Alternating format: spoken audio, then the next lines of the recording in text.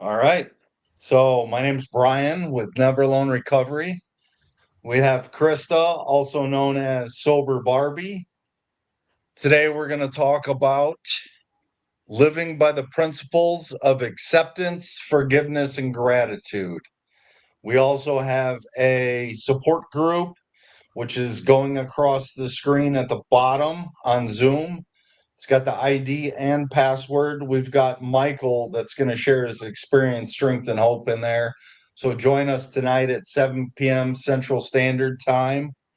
And so let's get into it. Let's talk about it, Krista. So, what do you think about living by the principles of acceptance, forgiveness, and gratitude? I think it's important to you have to remind yourself every day about them because like right now I'm working on forgiveness with some people and it's a struggle, and if I don't stay on top of it, it's like your addiction. If you're not like maintaining it, it grows a beast of its own and it's out of your control. Well, it's all out of your control, but I think it's maintaining it, you have to get something. I'm sorry. Maintaining your I would it's like a balance. You got to just stay on top of it. Acceptance is a tough one too for me because there are moments I feel cuz like my addiction started with me not feeling like I belonged. So that's like always in the back of my mind, like, wait, am I doing, if I'm doing something right or if I'm not fitting in. But when I'm on top of it, I don't really have the stress of it, if that makes sense. For me, when I think of like, especially the acceptance part, there was a lot of things that I experienced in life, and also the not fitting in. I didn't fit in. I never felt like I fit anywhere I went. I always felt less than. And, the way I felt about myself was horrid. And so I projected the way I felt about myself onto other people, right? I feel this way, so they must feel this way about me, which only compounded the way I felt. It made me angrier. It made me resentful. It made me hateful. I was scared of social situations, which is where the drugs and alcohol came into play, right? If I can only drink or do drugs, I can fit in these situations. And there might not have been other drug use or alcohol use going on, but just to take the edge off for me to be able to pretend or get along in those social situations. And you know, it was never what people actually thought about me that affected me. It was what I thought they thought. It Yeah. was what I think they thought. I shared in a meeting one time, like I've got all these false enemies in my head because like everybody was an enemy because they could do me harm in the fact of like not physical harm, but do me harm in the fact of like my feelings. Because everything for me growing up and active addiction, everything was about changing the way I felt because I never felt good enough. And I created these false enemies and these resentments, and it all came from my expectations. My expectations that I never let anybody know that I had. Well, how can I expect people to live up to my expectations if I don't tell them what my expectations are? So I had to accept the fact that it was okay to be myself, regardless. And that's where I'm at today. Like, regardless of what other people think, I am okay. And I don't know, my life's a lot better today because I get to be comfortable in my own skin, looking in the mirror at myself, regardless. Do I make mistakes? Sure. Do I have things that I don't like about myself still? Of course. But, putting those masks on, um, pretending to be somebody I'm not, I no longer have to do that. I've got the freedom to be myself, and I'm grateful for that. Yeah, and the biggest lie we're told as kids is sticks and stones may break your bones, but words may never hurt. But they hurt worse than the sticks and the stones, and that just sticks with you forever. And then, like you said, like going to the like alcohol or drugs, that was a solution at the time, and it really was. Even you knew the what was going to come out of it, and you still turn to it, and to have different ways of handling it now and working through it, and you work through it and you realize it's temporary. And um I like what you said about like having the mask on, like the mask's off now, and um just being authentic. And that's like the other part of what this topic is about, is how free do you want to be. And um not having a mask, like during COVID, like we all saw the physical things that we literally had to cover our face, and we had to do things differently, and we're technically free again. But that's like a really good analogy compared to can we just stay in the fireplace? Yes. Sorry. It's spring break here. And I don't, just the freedom of, you think you're, when you're numbing yourself, you think you're hiding it, you think you're not feeling it, but you're actually feeling it worse, and later you're feeling it worse. And I don't know, the acceptance is probably, well, they say in one of those big books, acceptance is key, and that's one of my favorite lines in the whole thing, because once you do accept where you are, that you're where you can't control certain things, and there's just freedom to acceptance. Yeah. Well, and also, like when you said sticks and stones may break my bones, but words, right? I think of the stigma of active addiction, right? Or the stigma, that the words people call us as addicts, the horrible words that I heard them so much through active addiction: the junkie, the loser, the never going to be anything, you're not going to amount to anything. After hearing, I was always hard enough on myself, but after hearing those things for so long enough, that's the way I began to talk to myself, right? Mm, And yeah. just reinforcing that poor behavior, reinforcing that shame and guilt and embarrassment, and never being able to get to the other side. So once I had some acceptance, once I realized, and one of the other topics is forgiveness, right? I had to forgive a lot of people for a lot of things that they had done to me in my life. But most of all, I had to forgive myself, because I did the worst things in life to me. And, I didn't like me. I didn't love me. I was super critical. I was super hard on myself. Like I was gonna, and that's another thing that kept me sick, because I always expected perfection, knowing that perfection is unattainable, and then would beat myself down for not achieving perfection. Just Progress, not another, perfection. right, exactly. Like all these little cliche sayings that we hear in recovery, but like I live by those things today, and they mean something. I used to joke like, progress, not perfection. It's stupid, right? That's how I acted, because I couldn't get to that point mentally in my mind to be like, I'm working. I am making strides to be a better human being. I'm making strides to stop using drugs. I'm not there yet. You know what I mean? But I'm heading in the right direction.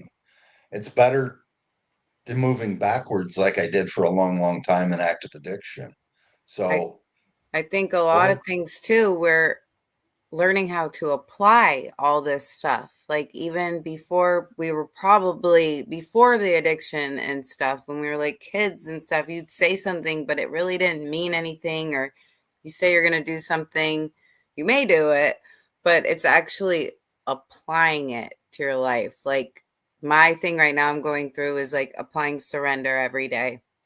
And I would say I was doing it. And maybe I was just like floating along and white knuckling it or whatever. But actually, like taking the action behind the words, applying it, like accepting yourself, loving yourself. Like you can say it all day, but you got to do the work Yeah. too, you know?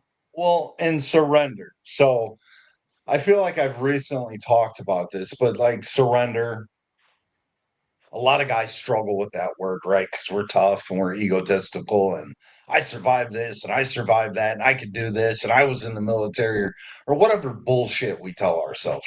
I'm tough. And I'm not. I mean, I'm not. Mentally, I'm a scared little boy, always, still, but the difference is I I have the do it chills you scared. saying that. Yeah. But like surrender to me doesn't mean weakness. Surrender to me doesn't mean like you're incapable. Surrender to me, like when I think of surrender when it comes to recovery, the only thing I've got to surrender is the idea in my mind that I can use one or that I can use successfully. Once I surrender the idea that using is a good idea and it's going to make today better, whichever way, I've got a chance. Just surrender that idea. It's put it over there because it doesn't work. And then I open myself up, right? Open my honesty, open minded and willing. Well, that open minded and willingness part, it opens me up to get the help from people like yourself, people that are listening right now, people in active addiction, people in recovery, whatever it may be, whether it's the therapist or the drug counselor or the whoever, my dad, people can help me once I remain open minded, right? And, they always say like you can't graft a new idea on a closed mind. Well, that's why. I couldn't see past my next bag of dope. So how was anybody going to teach me anything? And once I surrendered the idea that dope is on the table as a solution, I got into the true solution, which for me was working on that inner child, the boy that I just referenced, being scared little boy. Brian's life began to change. And that brings into like the back to the forgiveness part. I had to forgive those people, family members, that worked too much or said some harsh things to me or whatever it was that allowed me to play the victim. I had to forgive them and realize and look at their lives and look at their circumstances and be able to recognize that they were doing the best they could at that time with what they had, because what they go through in life or what were they currently going through when they did those things. And it helps me accept those behaviors. It helps me accept the things that I did, and it also allows me to forgive both them and me. And with that, healing comes. Healing came for me, and it's always coming. Yeah. One of my favorite sayings is, and I think of my dad when I say this: when we're young, we idolize our parents or our father or whoever. We idolize our parents. Once we hit that teenage years and things get tough and we want things the way we want, we demonize our parents, right? Ooh. Talk to me. And then when we get old like this and escape addiction on the other side, we humanize our parents. And we can Oh, I realize like that. That's good. they That's did a the best they could, man. Because I look at my life as a parent with my son, like I've got the chills right now yeah. because all the things that were done to me that I hated, that I used to blame on my using or blame my using for. Like, that's why I use because I experienced this, or I didn't have that, or you didn't hug me enough, you didn't tell me all that bullshit that allowed me to stay a victim. I created all those moments in my son's life through my addiction.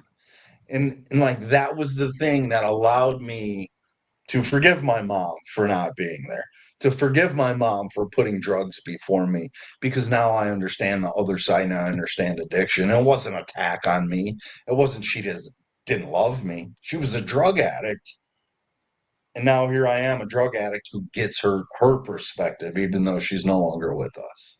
So like, man, that piece right there gave me some forgiveness and some perspective on my own life, my I own was just behavior. going to say that word, perspective. It is all about the perspective.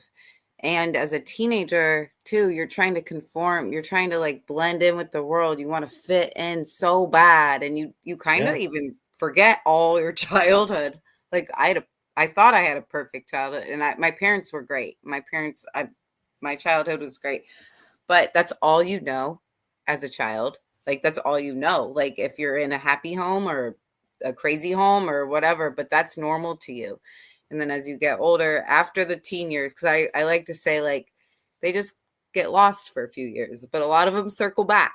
Like my niece is 15, and I'm like to my sister, she's coming back to us. She's coming back, but they like have to explore and learn on their own and stuff. But when you get older, you really start, especially going through recovery, you really start to see like maybe that wasn't normal, or maybe that, and then you can, with the tools to recovery, I'm able to now, it's taken me a lot longer to realize that like they were under different, their circumstances affected what they were going through, my parents, and they had a lot on their plate. Like I'm the oldest of five kids, and like it was always kids in diapers. Like my whole, she's trying to balance teenagers and babies, and like that's a lot. And I get it now. yeah, But also what you were saying too, because I'm redoing my steps, my 12 steps, and they're pretty much like the AA steps, just a little more forgiving and letting go than seeing your part. yeah. But I'm on step one, and I'm like, I'm really doing this like intensely. Like I'm researching and diving into it, and it kept coming back to me. You have to. It's the change of your mind. Like you have to change your. The recovery is all about changing your mindset, and if there's no change of mind, you're not going to be able to do the acceptance and the forgiveness and all that, and the expectations are a tough one, because that what last week that was my quote: expectations are premeditated resentments, and if I'm not applying it, it's not working. you know I can say it all day because it is, you have to, a lot of times it's after the fact I realize like, oh wait, I messed up. It's like, but at least I'm realizing it, like baby steps. But like accepting how when I became a mom, that like everyone was, we are gonna be this happy, great family. Everyone was gonna be involved with my kid's life, and then I'm resentful because you're missing out on my kids and all that. And I had to let it go because they're going through their own stuff. Like what you said, and I'm learning to change my mind and my mindset, and it's tough. It's a daily battle, and I think that's what keeps, if you're on it, it's going to keep you sober, because you have to keep, it's like God's working in you like to help you maintain it even though it's a struggle, but he's working in the pain and the hardships, and we're coming out on the top here. So, like, when you're talking about the hardships and struggles, and, you know, one of our three topics is also gratitude. I never thought that I could look at those pains and hardships that I've been through.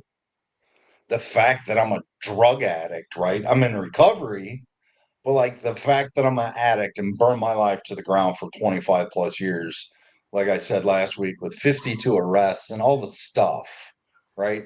I'm grateful for every single one of those arrests, all those 16 trips to rehab that I've had, you know, all those traumas and all those horrible experiences in my life, because they made me this strong, charismatic, happy go lucky guy that I am today, through the gratitude of, even when it's bad today, it's not that bad. I no longer play the victim. Life's not happening to me. You know what I mean? I'm not a victim. I get to participate in the world today. I get to, go to work. I get to, pay bills. I get to do all the things that I never thought possible in my life. If I want to go on vacation, I go. If I want to go to dinner or want new shoes, like I can afford to do all those things through recovery. Um, and all that stuff's nice, but it's like the freedom of waking up and my life is not an emergency every morning at 6 o'clock because I'm waking up dope sick, right? I get to wake up and be like, I want to go back to sleep. I do. Or up, time to go to work. I do because I'm responsible today, because I had the courage to say, I don't know how to live life. Ask for some help, got that help. And now today, through that willingness to take suggestions and do some work, I've got a life beyond my wildest dreams. Not every day is good, but the gratitude of I'm grateful for the bad days too, because they make the good ones that much better.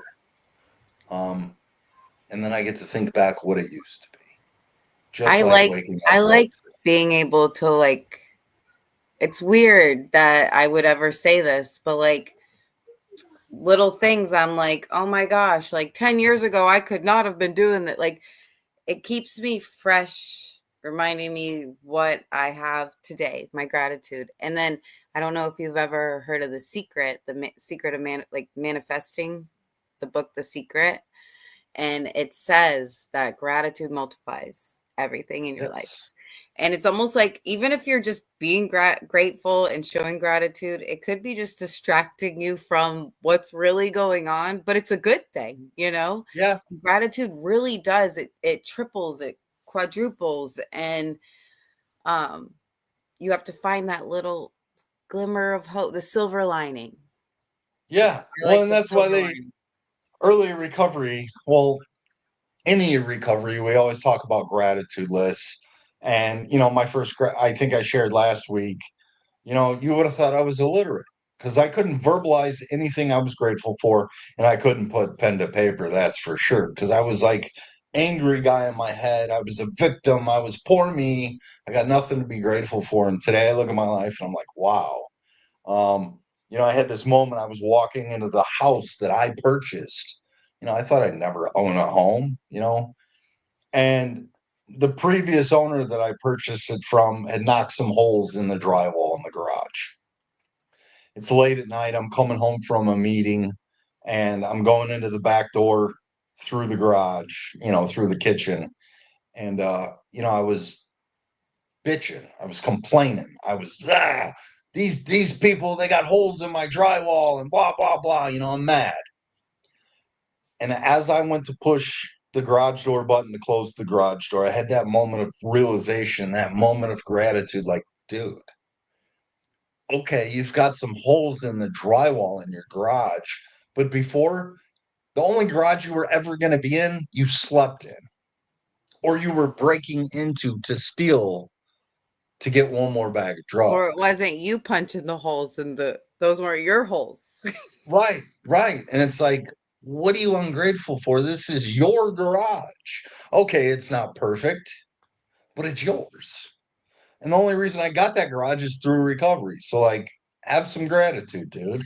I And think that go ahead. that you said that it's like it when you're it before recovery, like a lot of things had to be or even early recovery, it still had to be like perfect, but you learned what not to take for granted. And like, I mean, spending time in jail, like you don't get a lot of salt or like, like I remember carrying a salt shaker around because after I got out of jail, because I'm like, I'm never going to be without salt because they gave you like one little pack a week. And Yeah. like, or like drinking my coffee black. If there's no sugar and cream, I'm like, who cares? I've had worse. Or Mhm. like just the little materialistic things. And it creates more room to like enjoy the moment and the happiness. Yeah, my house is a mess, but my kids are happy. I'm I'm okay. Like the mess will be there when I but my kids aren't going to be always so little, or we're not this moment's not going to be here forever. Just being able to enjoy the moment too, and that gratitude. Dude, it is. It's I don't know. The things that I've experienced through recovery, these life lessons that seem so foreign and difficult to understand and embrace, I guess. The 12-step fellowship that I belong to, I entered initially my first meeting in 2009. I wish I had the perspective I have today, that first meeting, because I'd be a lot farther in life. Um, Life would look a lot different. But like I had to do it the hard way because I couldn't take suggestions. I couldn't listen to people who had done it. Brian had to learn the hard way, bang his head against the wall, bleed a little more, and just you But know, you learn the hard and way, though. You get it. it yeah, it makes me think of like and like at a job, people will ask you like, how do you learn? Are you like a hands-on learner, or can I just give you instruction? You can just go do it. And it's like I'm hands-on learner. Like Yeah. I got to go Same. out there. You can tell me how to not use drugs and how to. You got to work the steps. You got to do all these things and whatever it is. Or visual. That that doesn't work for me. I gotta go touch it. I gotta smell it. I gotta taste it. I gotta feel it. It's gotta hurt. It's gotta feel Same. good. And that's how it was with recovery. I had to go out and break some things a couple times for ah, decade plus. But you And I had to really go, learn your lesson. yes. And that's why, backing up to a couple of minutes ago, that's why I said I'm grateful for every experience I've got through, active addiction, through jail, through, homelessness, through living in the trap house and so all the things. Because through all of those bad experiences, I still gained some life skills from it. I gained a perspective from it that now today in my life, I create things with the same brain, of course, but like the same drive, but the same ingenuity or the same creativeness. Cause like you got to be a creative son of a bitch when you're out there in the streets trying to get a bag of drugs or come up with a crime or this or that or hustle to get one more. So like I use that same mindset now just for positive things in my life, for positive things in my recovery, for positive things in my business. And people look at me like, dude, how did you do that? How did you pull that off? I'm like, dude, been doing this my whole life. It's just I use it in a different direction today. And that's where, without any of that, where would gratitude even come from? Like that is, it's like if a tree falls in the woods and no one's around to hear it, does it Does it still make a fall? noise? Yeah. But like that gratitude has to come from somewhere. And I like how God's working in your pain, gratitude's working in those struggles. Yeah. Because you wouldn't be able to Yeah. see it. It like clears the filter of all the hurt and shame and remorse, and it makes it that much better. And then people do question, they're like, how are you so happy after all that? Like, because I've seen hell, I've touched it, and I And came that's it. out. Yeah. This ain't hell no more. Like that's Yeah. that's where the gratitude is. That was hell. This is home.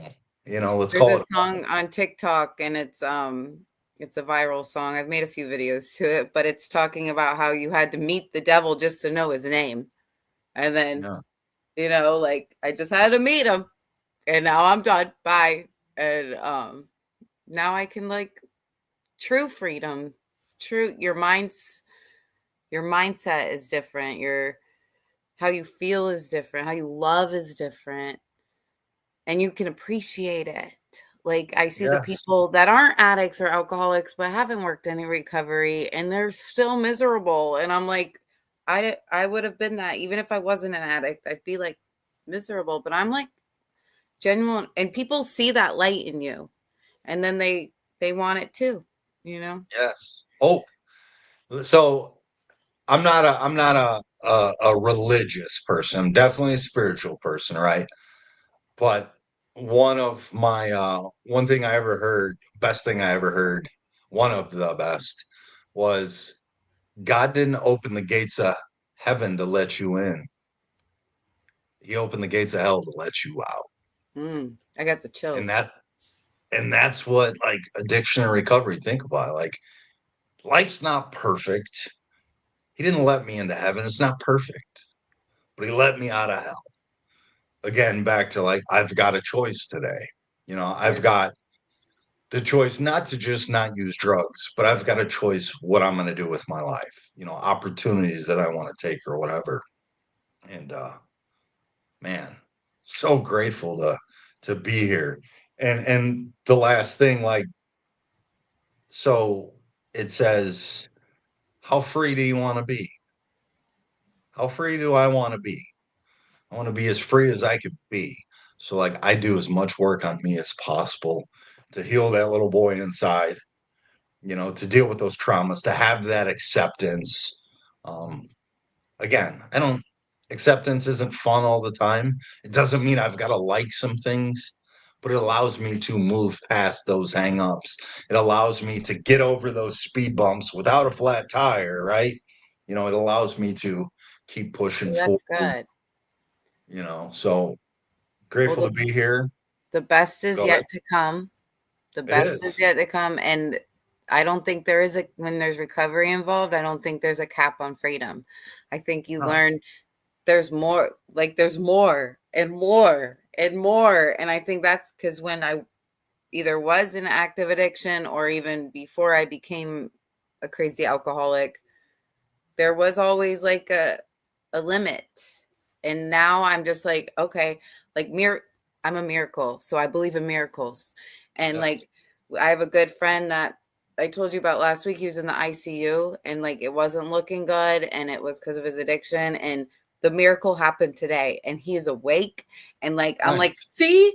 see, I like to be able to like it's like tangible, like you have to see it, you have to feel it, you got to see it. And I'm believing and I'm still going with it. And it's 10 years this year. And I mean, that says something, Yeah. and better things keep happening. And it's not perfect. There's still really, really hard moments and times.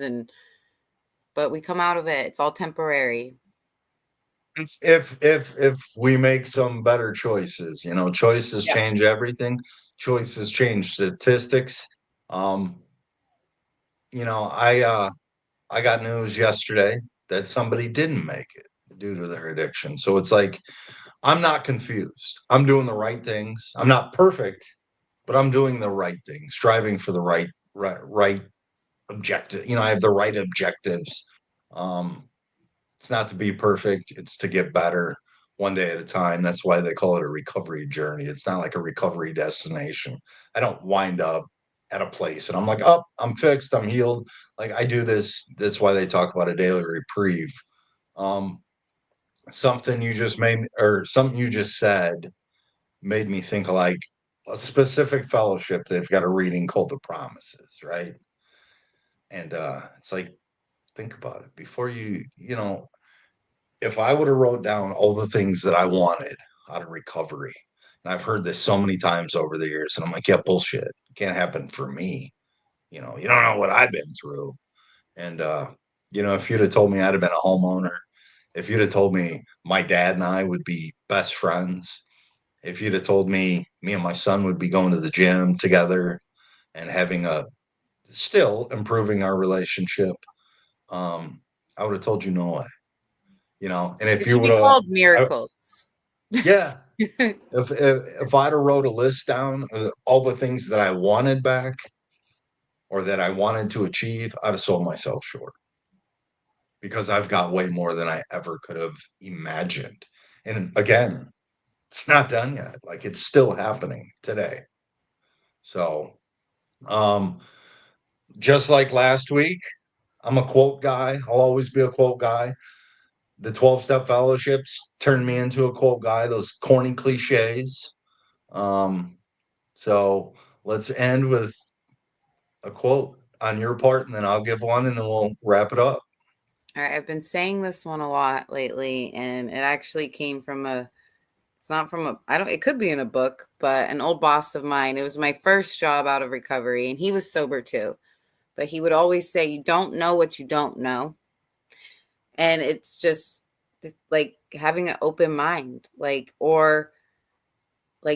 taking someone else's like resources or opinions or like actually listening because self doesn't see self. There's another one, but you don't know what you don't know, and once you do know, you could do something about it. And sometimes you Do need it someone different. else to tell you what's going on, you know?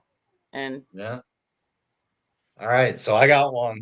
I bet And yours it is goes along with what we were talking about. It goes along with some things that I've said. I talked about being a scared little boy. I was a scared little boy, sometimes still am. But I heard it today and I was like, oh my gosh. And it was, when you heal the child, the adult appears. mm. And like, that's my experience in recovery this time. Oh, you Like, posted I, that earlier, didn't I you? did. Yeah, I did. I heard that today for the I first like time. that. And, when I address those traumas or those pains or those insecurities that that little boy had, and I heal them, there's no way to fix them because they already happened. But when I heal them, find some acceptance through those things, like our topic was about, the adult appears. Now I'm a productive member of society. I pay my bills, And a you lot of know? people are still kids because they're not healing Yeah. Well, and and they that's act what they that way. mean. That makes sense. That's what they mean when they say, like, whatever age you are or were when you started using drugs, that's kind of where your mental maturity stops. It stunts. And I believe that because we're running. We're covering up so we don't get the chance to grow into our true authentic self because we're still stuck, that little boy with trauma, that little boy with fear, that little boy with abuse, that little boy with whatever it is that that little boy or girl has, right? And I don't know, that's why when I seen that quote today I was like, oh my god, that's one of my favorite. Heal the child and the adult will appear. And we have a So lot of growing up to do because we're always going to be healing. So, still yeah, absolutely. yeah, So I love that. all right, I appreciate having you on. I So can't wait for this thank meeting you tonight. thank you for those that watched. Um, Sober Barbie, myself, Brian Bonner, BAUNER, every Wednesday live at noon Central Standard Time. Um, we're going to be doing this thing. Comment, like, share, please. Tonight on Zoom platform, Never Alone Recovery, we have our support group. It's streaming across the screen right now. It's on Zoom. It's got the ID and the password. So come join us, share your experience, strength, and hope. If you're struggling with active addiction, alcoholism, whatever it may be, reach out. We can help you with resources, treatment options, detox, sober living. You need a counselor or therapist, whatever. We can connect you to all those resources, no matter where you're at in the country. Do it on a daily basis. Our hotline number is 855 831 9996. I personally answer that hotline. So if you're struggling, don't hesitate to reach out and get you some help. That's all we got, guys. You're never alone. Never alone.